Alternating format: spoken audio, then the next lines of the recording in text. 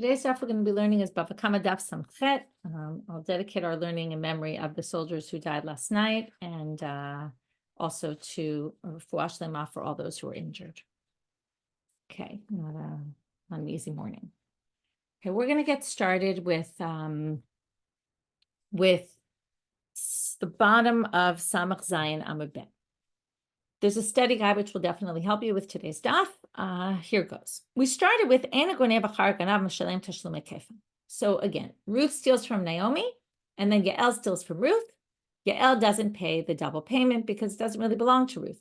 Comes Rav and Rav says, but wait, depends on when. Depends on what happened. Did Naomi give up hopes of ever getting her stolen item back? If she did, then Ruth actually acquires the item. If Ruth acquires the item, then of course Yael will have to pay her kefil. Okay, remember, what does it mean acquiring the item? It means, of course, Ruth has to pay back, but she doesn't have to give back the actual item. The item becomes hers. And then one ramification is that if it's stolen from Ruth, it's actually hers, and you would pay the kefil. So comes Rav Sheshet and says, what on earth are you talking about? Okay, you must have been sleeping when you said this, because the Braita says, and we're actually going to bring three questions. It's not clear if Rav Sheshet brings all three questions, or if Rav Sheshet brings the first, and then the Gemara continues to bring another two. But basically, the premise of all of these questions, and I'll explain the outside first before we get into the nitty-gritty details. It's a bit of a complicated daf, but the concepts are pretty clear across the daf, which is, if you say that Ruth acquires the item after Yeush, then basically, let's go through a timeline. Ruth steals from Naomi. Naomi decides, I'm never going to get that back again. She's mityaeshet. And then Ruth sells or slaughters the animal, tashlomer ba'ava chamisha, where then you're going to have to pay, if it was a bull or a sheep, you're going to have to pay 5 for the bull and 4 for the sheep. Well, if Ruth does that after Naomi has Yeush, then what will happen? Then will she pay the 4 or 5 payment? No. Why not? Because it's already her own animal that she slaughtered or sold, right? If it becomes Ruth's, then if after Naomi gives up, despairs of ever getting it back, and then Ruth sells or slaughters it, there's not going to be a 4 or 5 payment. That's the premise of all of the questions against Rav. Because what we're going to do is we're going to bring sources that say you have to pay the 4 or 5 payment, and we're going to then prove that if basically it says you have to pay this 4 or 5 payment in this source, and every time they use it as a question, they're going to say, isn't this after Yeush? And they're going to try to prove that it's after Yeush by process of elimination. They're going to say this source can't be talking about before Naomi despaired. And therefore, they're going to say, and look, there's a 4 or 5 payment, so you must be wrong. So I'm going to say this now in other words. I'm going to try to say this a few times in different ways so that you understand the concept. There's 2 ramifications. The Gemara talks about one here, but once we bring all the questions against Rav, it's going to be clear. There's 2 ramifications for saying Yeush is Koneh. If you say Yeush is Koneh, so as soon as Naomi gives up her rights and says, I'm never going to get this back, like I talked about yesterday, I knew I wasn't getting that computer back. So as soon as I knew that, the thief acquires it, which means that if it gets stolen from the thief, they get the kefil payment. They will get a double payment for it. And it also means that if they sell it or slaughter it, let's say it wasn't a computer, it was an animal, then they wouldn't be liable to pay the 4 or 5 payment because they're slaughtering or selling their own animal. Those are the 2 major ramifications of Rav. So Rav talked about one ramification. All the questions are going to talk about the other one, the 4 or 5 payment. So let's read it inside. Titania, Amar Rabbi Akiva, mipnei ma amra Torah tavach u'machal meshalem tashlumei 4 ו-5, mipnei shenishtaresh b'chet. The whole payment of 4 or 5 is because you got steeped into the sin. You did something much deeper than just stealing. You also sold. Now, emat, when he says nishtaresh, it must be it can't possibly be before Yeush. And again, what we're going to do each time is prove it's not Yeush. It's not before Yeush. It must be after Yeush. And what do you see here? There's 4 or 5 payment because that's what it's talking about. Why do you pay 4 or 5 times for tavach u'machal? Because you really got deep into this sin. So what does that mean? Well, if Naomi never gave up hopes of getting her item back, which means it's still owned by Naomi. And then Ruth, and not only that, but right, she didn't give up any rights to it at all. And then what happens? Then Ruth goes and sells it. So if that's the case, mi'ika nishtaresh ela la'achar yeush. In other words, there is no nishtaresh. Why? Rashi says, halo ahani ma'asav. Deshino reshut below yeush is nothing. Okay, Rav Sheshet is going to say, Rav said yeush is kona. Rav Sheshet says yeush by itself isn't kona. But if you have yeush and shinoi reshut, if you gave up your item and it went into someone else's domain, in other words, if Naomi gives up on it and Ruth sells it to somebody else, then already there will be a kinyan there. So when you chayav in Gneva in Arba'a v'chamisha, when nishtaresh, now what is nishtaresh? Nishtaresh means it actually turned ownership over to somebody else. In other words, if I slaughter the animal, so I've killed it, I've made a major change in the animal, right? Everyone says that shino maaseh causes me to acquire, right? Like that already changes everything. If I sell it, and if Naomi never gave up hopes of getting it back, then my sale was totally irrelevant. I didn't do anything by selling it because the person I sold it to didn't acquire it because it's still owned by Naomi. Only if Naomi had Yeush, and then after having Yeush, I sell it to somebody else, then there'll be, according to Rav Sheshet, Yeush and Shinoi Reshut. That's different. That he agrees works. Rav thought just Yeush alone works. So now, that's how Rav Sheshet explains this source. So again, why did the Torah say Tavachu Machal? Mishalem Tashlomei Rabbi Sham Mipnei Shenishtaresh B'chet. The sin took root. Why does it take root? Because the sale was effective. Why? When would the sale be effective? Only if there's Yeush and Shinoi Reshut, not just Shinoi Reshut alone. So therefore, the source must be talking about the obligation for Tvicha Mechira is clearly after Yeush. And that goes, right? If you're like Rav, and you say that when Naomi sells the object, when Ruth steals the object, and Naomi says, I'll never get it back again, then Ruth becomes the owner. There is no Tashlomei Arba'a v'chamisha. Amay mishalem Tashlomei Arba'a v'chamisha. Shelo tovech shelo mochel. She's selling her own object. She's slaughtering her own object. She wouldn't be liable. Okay, so as soon as we say this source has to be la'achar yeush, which is the way Rav Sheshet explained it, it totally contradicts Rav. Because Rav said, only before yeush will you pay 4 or 5 payment. You won't pay 4 or 5 payment after yeush, and this totally contradicts it. That's assuming your version is nishtaresh. We already saw, and this is where we quoted it from in yesterday's daf. Kida amarava mipnei sheshana b'chet. Oh, sorry, this is where we say it. We're going to say it again later. Sorry. As Rava says, mipnei sheshana b'chet. I think we didn't see this yesterday. I was confused by whatever. Ignore what I just said. Kida amarava, as Rava says, mipnei sheshana b'chet. It's not nishtaresh b'chet. It's not that the sin took root. It's that Ruth did 2 things wrong. Shana is to do it twice. The reason why you're liable, Arba'a v'chamisha, has nothing to do with Yeush, okay? Irrelevant. This could be even before Yeush, because it doesn't mean it took root.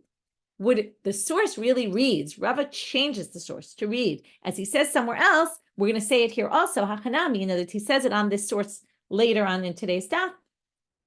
We're going to then apply it to here as well. Mipnei sheshana b'chet.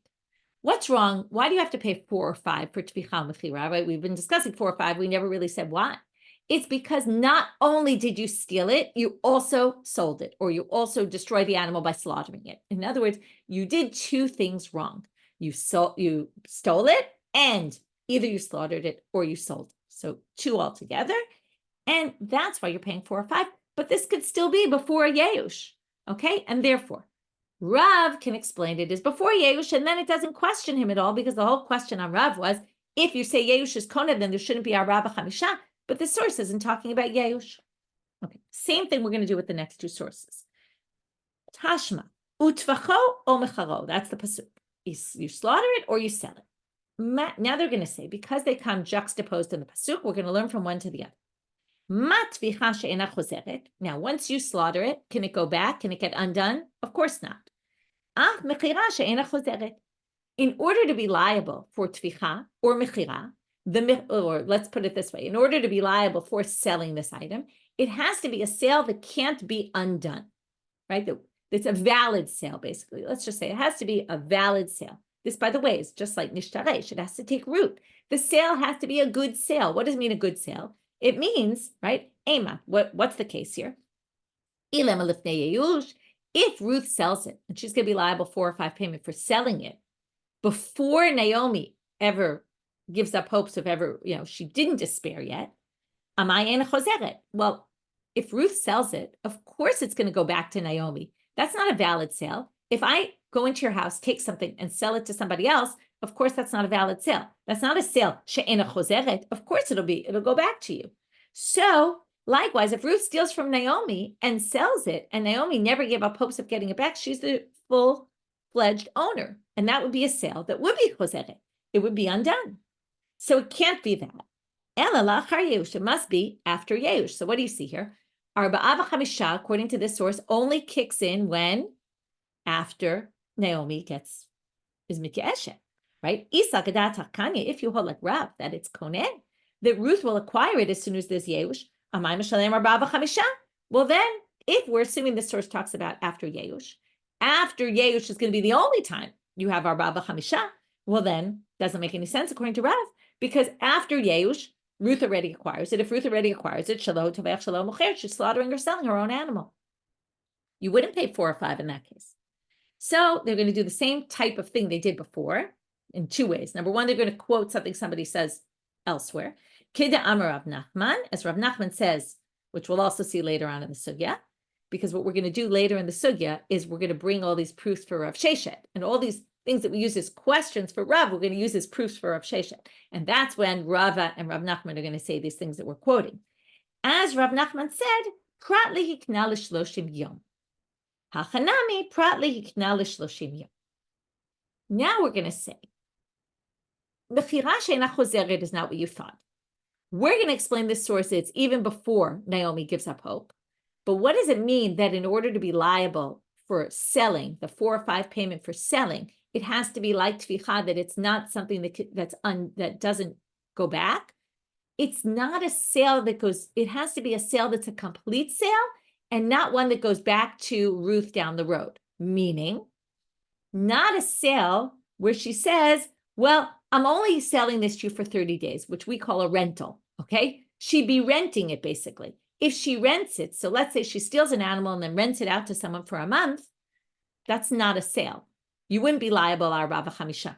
But this has nothing to do with whether Naomi had Yeush or didn't, and whether the sale eventually it'll go back to Naomi. That's not what we're talking about. We're just saying, is it a limited in time sale, meaning a rental, or is it a sale? It would have to be a real sale. And then you can explain this before Yeush. So just like Rav Nachman says it when he explains this verse later, Hachanami will say it here also to resolve the question against Rav, Prat l'sheichna l'shloshim yom. Third question. Okay, this is the one that's way more complicated because there's 3 parts. Okay, I'm going to pull it up now so you see it on the screen. Okay, we're now going to quote a third source, Meitiv. We're going to have, I called it a Reisha because the Gemara also calls this a Reisha, Mitziata, and Seifa. There's 3 parts. The Reisha is the first part, the Mitziata from Emtza in Hebrew, the middle part. Okay, Mitziata is the Aramaic word, and Seifa is the end, like Sof. So we have 3 cases here. Ganav uba acheru gnavo. This is your classic ganav achara ganav. Now, you can already tell me. If you're Rav, right, and it's after Yeush, what are we going to say? You're actually going to have to pay kefil. Only before Yeush do you not have to pay kefil. And this is going to say, if you steal after someone already stole it, you steal from the thief, you don't pay kefil. Okay, so ganav uba acheru gnavo, harishon mishalem tashlumei kefil. V'asheni eno mishalem ela keren bilvad. The second one doesn't have to pay the kefil. So again, either Rav is going to say it's before Yeush, but if you say it's after Yeush, it's going to create a problem with Rav. Ganav umachal, second case.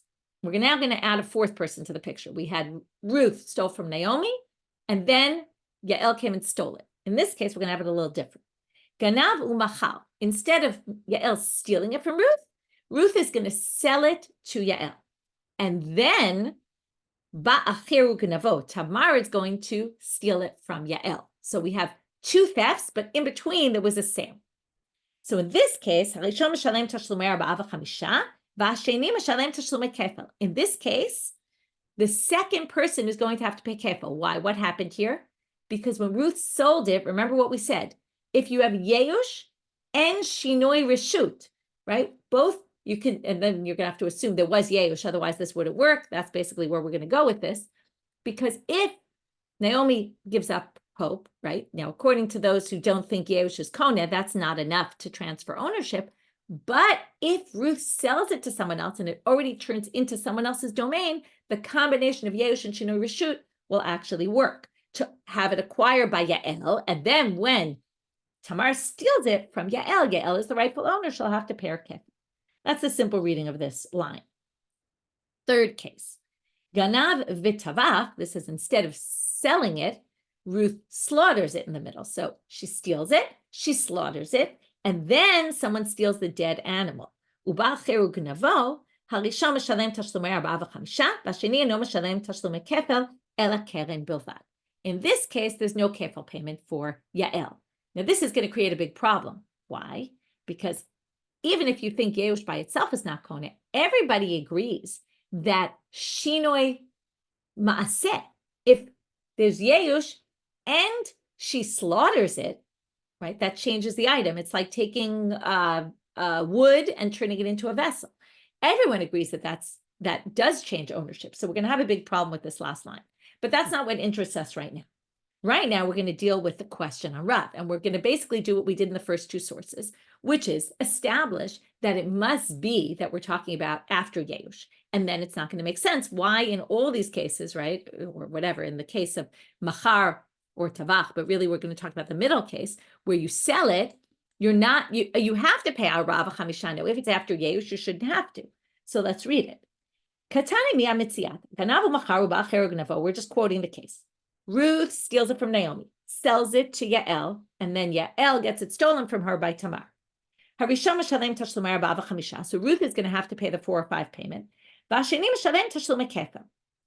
And Tamar, who stole from Yael, who acquired it, is going to have to pay kefil. Eimat, what's the case?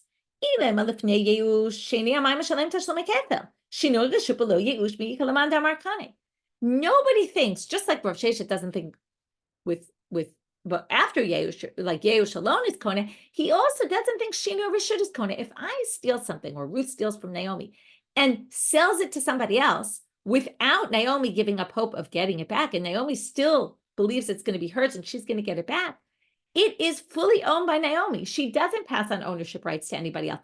Just changing the domain doesn't work. It would have to be, again, this is what Rav Sheshet holds, you would have to have Yeush. First, Naomi has to despair, and then there's a change of domain. That means whoever stole it from her moves it into someone else's domain by, let's say, selling it. So now, if there was no Yeush, nobody thinks that just by Naomi selling, this is what we talked about before. There's no, right, the sale is irrelevant because it's not hers to sell. Ela pshita la'achar Yeush. So it must be after Yeush. Now, here goes our question. If we assume Ruth steals it, Naomi has Yeush, then Ruth sells it. Now, we already said, according to Rav, it's already the ownership of Ruth, in which case, when she sells it, she doesn't have to pay Arba v'chamisha. And this source says, of course, she's going to have to pay Arba v'chamisha. So, Isa kedatach Yeush Kone, same question as the others. Amay mishalem Arba v'chamisha. Dideu dizabin. She's just selling her own item. That's question number 1. In this source, because there's 3 cases, we're actually going to have a second question as well. Once we assume case 2 is there was Yeush, and Naomi said, I'll never get it back again. Obviously, case 1 is the same thing. Now, you're going to see the problem, because ganav achar ganav, what did we say? You don't pay kefil unless, according to Rav, there was Yeush. If there was Yeush, then Ruth becomes the owner. If you steal it from Ruth, you'll have to pay the kefil. And this source says, harishon mishalem tashlum kefil, but the second one does not pay kefil, only the principal. So, to the katani reisha ganav u'ba'acheru gnavo, rishon mishalem tashlum kefil, hasheni ein mishalem ela keren, the second one doesn't pay kefil. And if we already established this source is after Yeush, and if you think Yeush acquires the item, as soon as Naomi gives up hope, Ruth is the owner of the item. Well, when Yael steals it from Ruth, when Yael steals it from Ruth, why is she only paying the principal? She would obviously have to pay kefil. It's owned by Ruth. It must be that Yeush is not Koneh, and this raises a difficulty against Rav. So we have a difficulty against Rav from, number 1, we established from the middle case that it must be after Yeush, and then there's no reason you would pay Arba v'chamisha, so that line doesn't make any sense.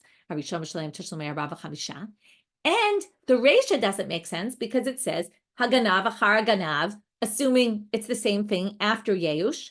You should have to pay the kefil according to Rav. That was exactly Rav's approach. This, by the way, highlights the two nafkaminas, right? The two practical applications of Rav's approach. Again, I'm just going to review it one more time, which is Rav holds that Yeush by itself is konis. So as soon as Naomi gives up rights, despairs of ever getting her item back, it becomes Naomi's. That means, number one, if someone steals it from Naomi, they'll have to pay double. And number two, it means if at that point Ruth sells it or slaughters it, she won't have to pay the Arba Avachamisha because she's slaughtering or selling her own animal. Those are the two major ramifications. And both those don't fit in with the Reisha and the Mitziata here in this source. So Amar Rava says, why are you asking a question from this source? This Breita is totally messed up. Why is the Breita totally messed up? Well, I told you, the Seifa doesn't make any sense. So let's read the Seifa. So Rava says, what, you think this is a good source? Right, taratzta means from the language of terutz. A terutz is an explanation. This is not a well-explained Breita. This Breita is messed up because Ela de Katani Seifa, Ganav, what he's going to basically say is, there's a mistake in the Breita. The Seifa makes no sense. So because that makes no sense, we're going to have to switch around the law. We're going to basically do a cross. What it says in the middle, the law, what's supposed to happen with the second person. Let's just notice, both of them say Mishalem Arba Chamisha. In the middle case, you're going to have a kefil payment. In the second case, you're not going to have a kefil payment. So we're just going to flip it and say it must be, it's the reverse. Okay, the law at the end of the middle case should really be the law at the end of the last case. And then the law at that last case should be the law in the middle case. And then we won't have a question. Okay, well, we'll see. So Rava says, Ela de Katani Seifa, says, here he raises the problem, first of all. Okay, that's over here, where he explains, okay, and here I just brought the Seifa in this little chart, where it says in the end, Ganav v'tavach u'ba'acheru gnavo, rishon mishalem tashlumei arba v'chamisha v'sheni no mishalem el keren, umi kalaman damar shino ma'aseh lo kana. Nobody thinks that shino ma'aseh is in kona. Everybody thinks that if Naomi gave up her rights and in came Ruth and slaughtered the animal and changed it, of course she becomes the owner of it, which means that if somebody steals it from her, they of course have to pay kefil. And what does it say in the Seifa? If Ruth slaughtered it and someone stole it from her, she would only have to pay, Yael would only, when she steals it from Ruth, she'd only pay the principal. But that doesn't make any sense. Of course, when she slaughters it, it becomes her own. Ella, so the only way to explain it is to actually say, not what we said before, that everything here is after Yeush, but laolam kula lifnei Yeush. It's all before Yeush. And we tried to prove it can't be before Yeush because of the law in case number 2. Don't worry about that. Flip everything. Now, shinoi, if you slaughter it, it becomes yours even if there wasn't Yeush. So we're now going to explain that this entire thing is before Yeush. And then we're going to say the following. Ganav umachal. So now we have to go back and re-explain the second 2 cases. Not the first one, but the second 2. Because we're going to switch the law in the first and the second. In the second and the third. The first case is actually fine. Because if we say it's before Yeush, that makes perfect sense. If Ruth steals from Naomi, and Naomi doesn't give up rights to it, if somebody steals from Ruth, well, it's still Naomi's, and therefore Ruth won't get the kefil. That works perfectly once you bring it right. Originally, we said, isn't it after Yeush? If we say it's before Yeush, that works fine. So the middle and the last case, we're going to have to switch the law. So this is how it should read. So basically what he says is the Seifa makes no sense. It would have to be that we switch the law and the whole thing is before Yeush. Ganavu machal ba'acheru gnavo. So that's the middle case. If Ruth steals it, sells it to Yael, and then Tamar steals it from Yael. Ruth will pay 4 or 5. Now, according to Rav, why? Because it's before Yeush. So of course you're going to pay 4 or 5. That's the case when you pay. But the second one only pays the keren. Why? Because there was no Yeush here. So even though Ruth sold it to someone, this is what we've been saying all along. If Naomi never gives up rights of getting it back, she doesn't give up hope, of getting it back, then the sale is an irrelevant sale. And that's why if someone steals it from Yael, Yael doesn't really own it. She won't get the kefil. And now, so what we did is we took the end of the seifa, Eino Mishalem Kefel Ela Keren Bilvad, and we said that's really the law in the middle case. And then the law from the second case, which was kefel, is going to be pushed to the end. Ganav v'tavach u'ba'acheru gnavo. If Ruth stole it and slaughtered it, where we have what's called a shinoi maaseh, she changes the animal. Well, with changing the animal, she acquires it. And therefore, if someone steals it after that, she'll have to pay 4 or 5 because, again, according to Rav, there was no Yeush. Naomi didn't give up hopes of getting it back. However, as soon as Ruth slaughters it, she acquires it. And therefore, Hasheni, the one who steals from Ruth, Mishalem Tashlume Kefel, the Kanya B'Shinoi Maaseh. So then she would pay the Kefel, and that resolves it. So with this, what we've done is we resolve the fact that the Seifa makes no sense. We've explained the whole thing to be before Yeush, and that's how we can explain the whole thing according to Rav. And we had to switch around the law at the end of the middle case and at the end of the last case and switch them with each other. And that's because Rav said this Braita made no sense. But Rav Papa is going to say, what are you talking about? I can make the Braita make sense. And then they're going to say, well, still then it raises a difficulty with Rav because then we're back to square one. And then Rav Zvi is going to answer. So Rav Papa Amar L'olam Lo Tepuch. Seifa, you were worried about the Seifa? Because what did we say in the Seifa? Everybody agrees that Shinoi Maaseh makes Ruth the owner, in which case there should not be kefel. In which case there should be a kefel payment, and that's not what it says in the Seifa. To which they say, oh, don't worry about the Seifa. It's not a problem, Beit Shammai. Rav Papa says, Seifa Beit Shammai. Remember we saw this Beit Shammai opinion? That was the way we explained some other source that we didn't write, that Rabbi Elazar had to explain that Braita. Beit Shammai has a unique approach. He's the only one who says that Shinoi Maaseh isn't konen. So we can just say that last line in the Braita follows Beit Shammai. And that's why the second one doesn't pay kefel, because Shinoi Maaseh doesn't have relevance, right? He thinks that Shinoi Maaseh does not cause the item to be acquired by a thief. Now, they say, but Ihachi kasher resho mitziata l'Rav. Well, then we're back to square one. Then we say the whole thing, because how did Rav get here that it's all before Yeush? Because he had a difficulty with the Seifa, and that allowed him to say, since the Seifa makes no sense, we must have to change things around. But Rav Papa made the Braita make sense, which puts us back to square one, that the Reisha, that the Mitziata, the middle case says you pay kefel, which means if you pay kefel to the one you sold it to, it must be there was after Yeush. So how are we going to explain this? To which, again, we're going to say, no. We're going to explain this before Yeush. And what's the case? Oh, wait. We've been assuming all along that when did Naomi give up hopes? Before Ruth sold it or slaughtered it. And that was why we created this whole question against Rav. Because if she gave up hopes before, there shouldn't be an Arba v'chamisha payment.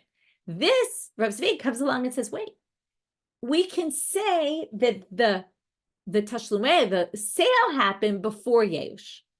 But why does the second one pay tashlumeh kefel? Why? Okay, again, let's talk about what happened. So Ruth steals from Naomi. Naomi still thinks she's going to get her item back. Ruth sells it. At this point, either because Naomi knows that it was sold, or because time passed and she had no idea what happened with it, but time elapses and she just decides, you know what, I'll never get it back because, after a month or so, it's hopeless. So she has Yeush later. And then before Tamar steals it from Yael, Naomi already had Yeush. And that's why Yael will acquire this item, even according to Rav, because the Yeush, that's why you're going to have a case where there is kefel, but there's no tashlumei arba, but there is tashlumei arba v'chamisha before, because the before part, when she sold it, it was before Naomi was mityash. That's what it says here. Lo nityashu abalim b'lokach. Naomi only gave up hope after the person already bought it, after Yael had already purchased it. V'lo nityashu b'ganav. But she didn't give up hope of getting it back at the earlier stage before it was sold. And then, dahavele, now what happens now? There's Yeush, right? And then ignore the word shinoi reshut. And then basically, the reason why this kefel, okay, most people take out the word shinoi reshut, and you'll see why in a minute. Because according to Rav, you don't need shinoi reshut. This is supposed to explain Rav. All you need is Yeush.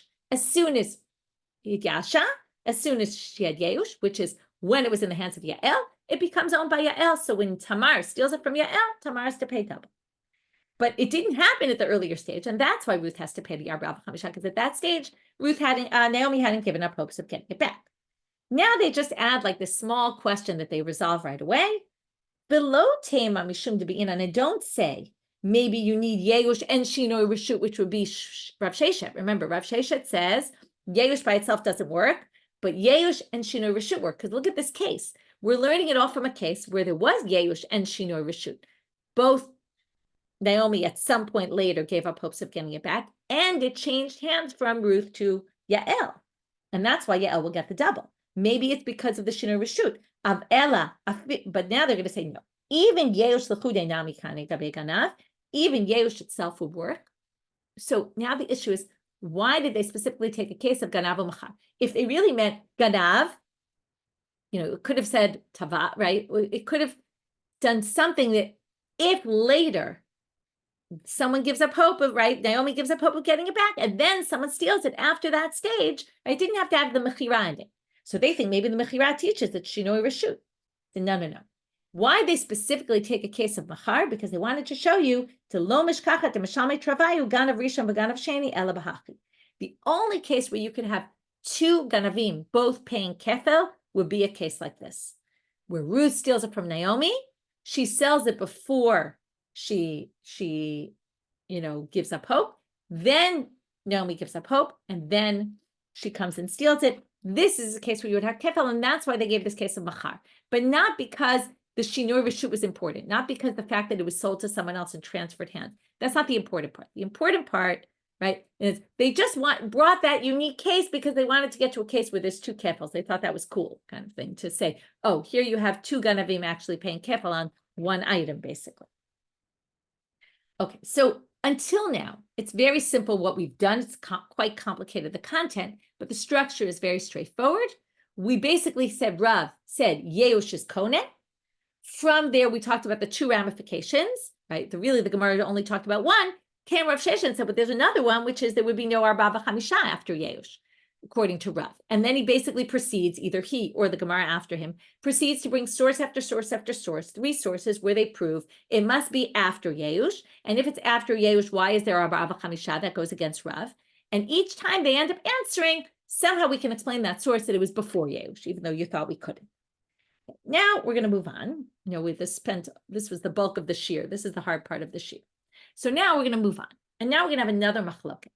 Now, what's important to note here is this chart the second chart on the second side of the page. According to what we saw now, Rav says after Yeush, right, you don't have to pay Arba v'Chamisha because it already belongs to the new person. They wouldn't have to pay if they sold it or slaughtered it. If Naomi has Yeush, and then Ruth slaughters it or sells it, she wouldn't pay. So obviously, when do you pay? Before Yeush, there's Arba v'Chamisha payment. According to Rav Sheshet, we're now going to see, he disagrees with Rav, obviously, and says, after Yeush, there is Arba v'Chamisha, and that was all those sources we saw, which he basically said, oh, look, this is after Yeush, and there's Arba v'Chamisha payment. But now we're going to see that he has a machloket with Rav Nachman about before Yeush. We haven't discussed before Yeush. Before Yeush was just the case where Rav said, obviously, you're going to pay Arba v'Chamisha because you don't pay it after Yeush, you're going to obviously have to pay it before Yeush. But now we're going to see that there's a big machlok. Hamocher lifnei Yeush.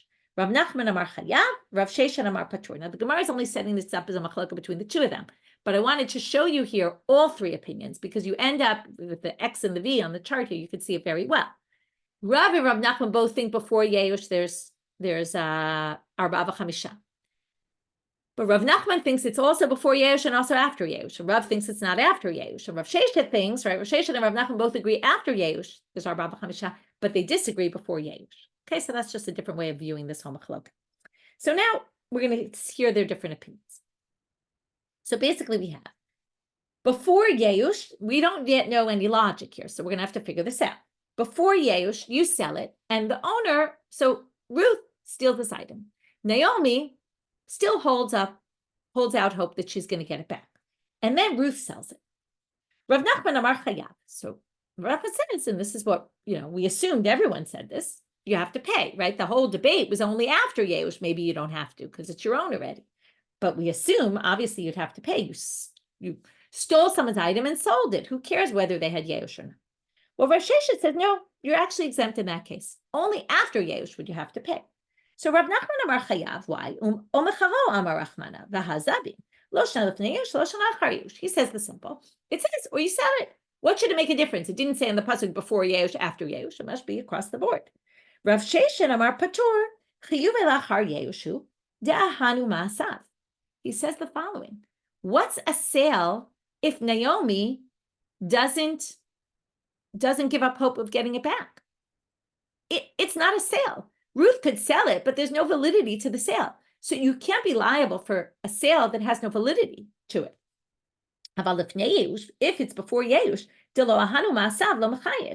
and he further proves it to say the following. It has to be like tvicha because it says utvacho omecharo. Those are parallel. So it must be. Now, did you do something effective when you slaughtered it? Of course. You took an animal that was alive and you killed it.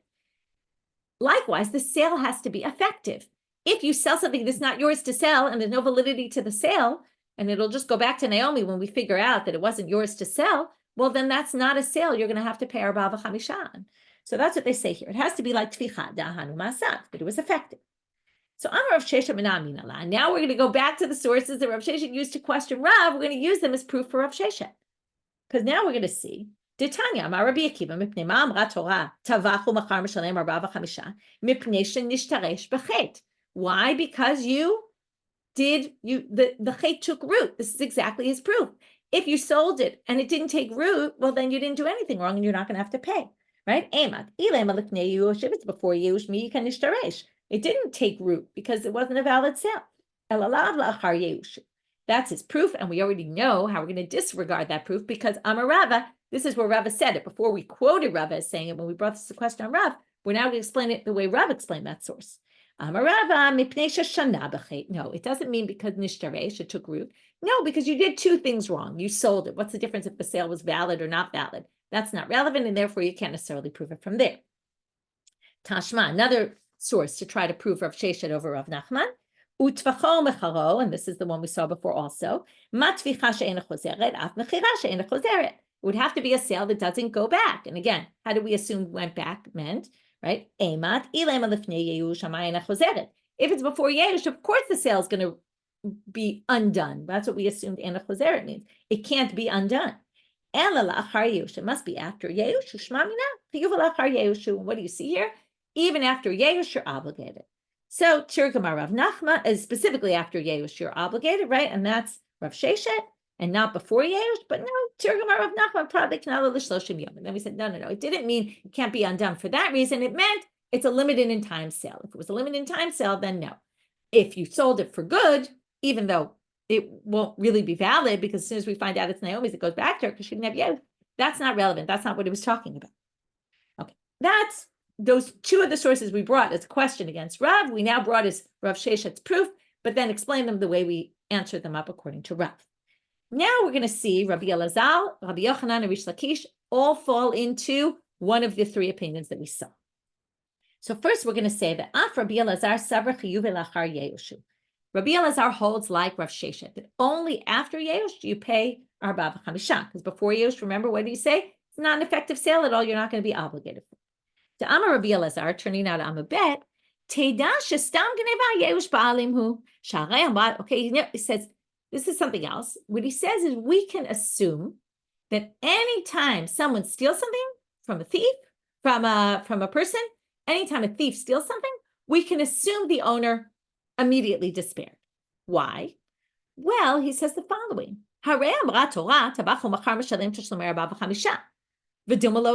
The Torah said if you steal and you sell, you pay 4 or 5. Now, it didn't say only if there was Yeush, right? It didn't say depends on if the owner gave up rights. Ella, and the assumption is maybe he didn't give up rights. And that if the owner didn't give up rights, then the sale is invalid. This goes with what Rav Sheshet said. He assumes the same thing, which is what's a sale if you don't own it? So how does he resolve that issue? Torah didn't distinguish and say before Yesh, after Yesh, because he says, we just assume anytime somebody steals something from you, you immediately give up hope of ever getting it back because you don't know who stole it and you don't know how to find them. And this is unfortunately very true. So, right, they say, if you don't say, Stam Gneva Yesh Balim, Dilma Afagav Delo Yash, right? Maybe the guy didn't didn't give up hope. So that's his proof. The fact that the Torah just says it very simply, you always pay 4 or 5, and he assumes you only pay 4 and 5 if the sale was a valid sale and the Baalim were mityashim, they gave up hope. What you see here is he holds like Rav Sheshet, only if they gave up hope, and he jumps to this other conclusion, which is there must be a basic assumption that anyone who gets something stolen from must give up hope right away, because otherwise the Torah would have specified more about it. Amrei lo salkadata. And he said, right, so then they say, now they ask a question. V'dilma afa gav delo yayish. But why are you assuming that? Maybe even if, and this is basically questioning him, and then he's going to answer like Rav Sheshet did, maybe even if Naomi doesn't give up rights and to the ayah doesn't despair, and Ruth, and as he made this assumption, they said, why are you making that assumption? Maybe if Ruth sells an item that Naomi still wants to get back, maybe she'd still be liable to 4 or 5 payment. To which they say, Amrei lo salkadatach. Can't be, because just as Rav Sheshet said, again, this is just review. The second part of the daf is much more simple because we're reviewing the opinions in the mouths of other people.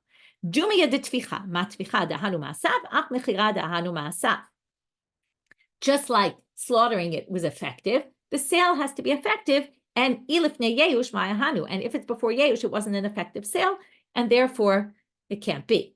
So now they say, Dilma de Shamina di Yaesh. One more question on him. Maybe it's only if we heard that Naomi said, I don't want this anymore, but not that we assume Naomi says it.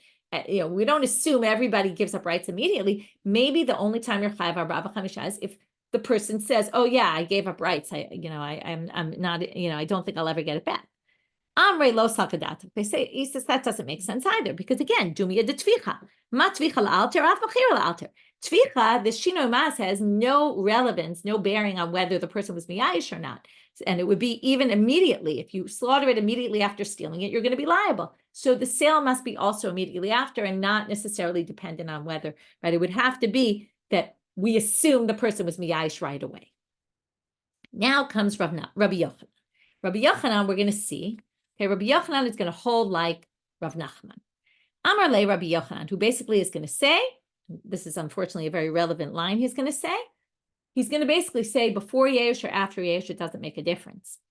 Okay, you're always going to be chayav arba chamisha, because he says the following: Geneva b'nefesh tochiach. If somebody kidnaps someone else, fortunately in our situation, taking hostages, that is going to prove that Yeush is not a relevant factor, because, right, Rav Sheshet wants to say after Yeush, that's when the chiyuv kicks in.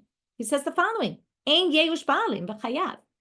When somebody kidnaps someone, the family never, ever gives hope of getting them back. And we see that with our own eyes, unfortunately, every day. That parents never, right? Families never, ever, ever give up hope of getting their kidnapped family members back. And therefore, you're liable for kidnapping, even though, now there also, by the way, it says you steal someone and you sell them. And you actually get the death penalty for that. And there you're going to be liable even if the Baalim aren't mi'ashim. So here you see that Yeush Baalim has no bearing on this whole issue. Michlal, the Sefer Rabbi Yochanan lifnei Yeush chayav. Okay, well, by the way, right now, all he said was after Yeush, which could match Rav Nachman. So now they want to know la'achar Yeush mai. So they say, what about after? Sorry, this is all before Yeush. I just said it the wrong way. What he's saying right now is before the owners are mityashim, for sure you have to pay arba chamisha, against Rav Sheshet, who said no, because your sale wasn't effective at all. He says, I don't care if your sale's not effective. You did a sale. What's the difference if the original owners want to get it back? And that he proves from kidnapping of people. And then he says, but now what about the before? What about after Yeush? And again, this is, does he hold like Rav or Rav Nachman? Because remember, Rav Nachman says it doesn't matter before, it doesn't matter after. And that's what Rabbi Yochanan is going to say. You're chayav no matter what. Reish Lakish says you're patur. So Reish Lakish is going to hold like Rav. Rabbi Yochanan amar chayav. Why chiyuve ben lifnei Yeush ben lachar Yeush? Because you're going to be liable arba v'chamisha no matter what. It doesn't make a difference what Naomi thought. It's all about what Ruth did. Ruth stole it. She sold it. It doesn't make a difference. If it's an effective sale, non-effective sale, it's irrelevant. Reish Lakish says patur. Chiyuve lifnei Yeushu aval lachar Yeush kana b'shelo tovech shelo mocher. Reish Lakish goes back to where we started. Rav, if Ruth becomes the owner because she acquires it by stealing, right, through Yeush, once Naomi gives up hope, it becomes Ruth, well, then she's slaughtering her own animal or selling her own animal, and she won't be liable in that case. So now we're going to start with this question of Rabbi Yochanan and Reish Lakish, and we'll kind of stop in the middle of it because it continues on to tomorrow's daf. But Eitiv Rabbi Yochanan Reish Lakish.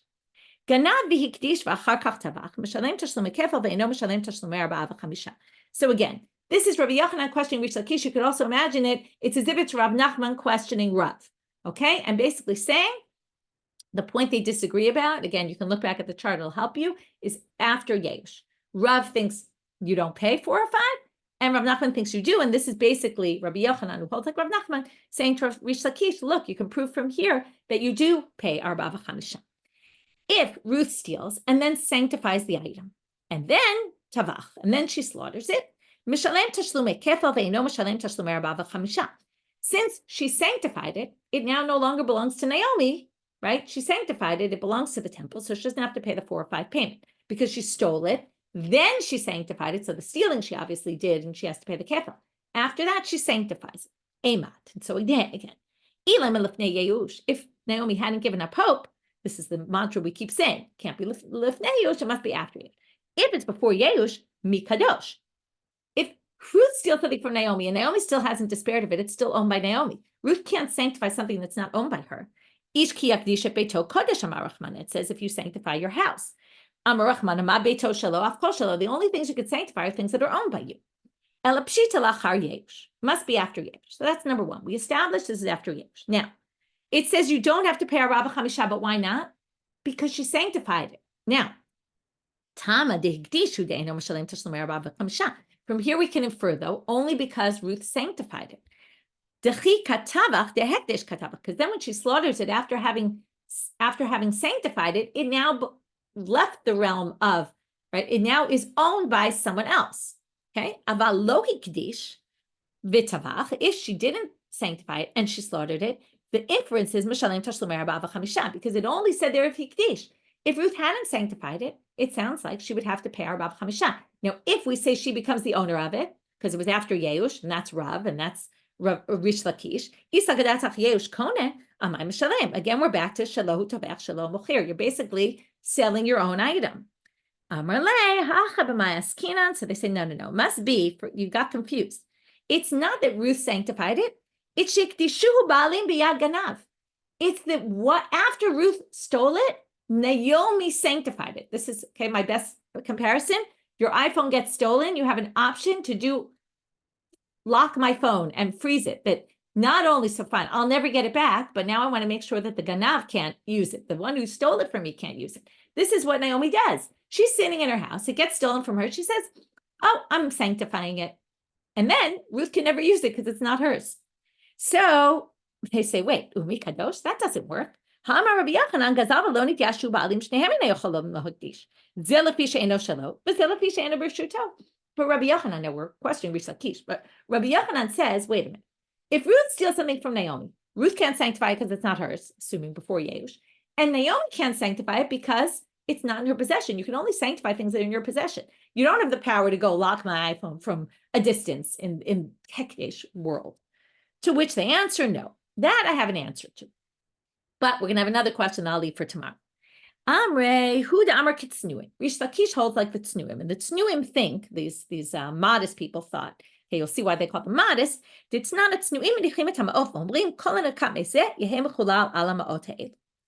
we'll end with this. You have to get into something else, which is fruits. 3rd year of planting, you can't eat your fruits. You can't eat them until the 3rd year, and you can't eat them in the 3rd year. The 4th year, they're called Neta Revai. You have to bring them all to the temple, like Maser Sheni. Everything has to be brought to the temple. But you might have a field where not everybody knows it's Neta Revai. And the Tznuim, the extra, like Hasidim, you could call them, the righteous people or pious people, said that what would they do when they were worried that during the day, maybe some poor people came and took stuff from their field. Now, the stuff has to be eaten in Jerusalem, but those poor people don't know. So what did they do? At the end of every day, they would take money and they would say, this money is going to have the sanctity of the fruits that all the people took. And that would remove the sanctity from the fruits and put them on the money. Now, how did they do this? If it's not in their possession, apparently they held that you could do this. Okay, even though the fruits were already taken from them, they still had the power to do this. And that's how Reish Lakish thinks. But again, that removes the whole question because it's not a case where Ruth sanctified it. It's a case where Naomi sanctified it. And then it's a whole different story. That's it for today. I'll just make a very, very short review because this is quite a complicated daf and it's quite late. But I just want to say that, again, what we had here is a three-way machloket. Is Yeush Kone, or is Yeush only going to be Kone with Shinoi Reshut or a Shinoi Maaseh? Okay, and then we had all sorts of ramifications of that. And we had two basic machlokot. One is before Yeush. What if you, right? We also discussed if you haven't been miyayish, are you chayav arba'ah v'chamisha? Because according to Rav Sheshet, that's not even a valid action. Or what about after Yeush? Because according to Rav, if you acquired it after Yeush, then you shouldn't pay arba'ah v'chamisha because you're selling your own item. And then we saw Rav Nachman, who was in the middle and thought that in all cases you're going to be chayav arba'ah v'chamisha. Okay, with that, we'll finish for today. Wishing everybody a good day and hoping for better news.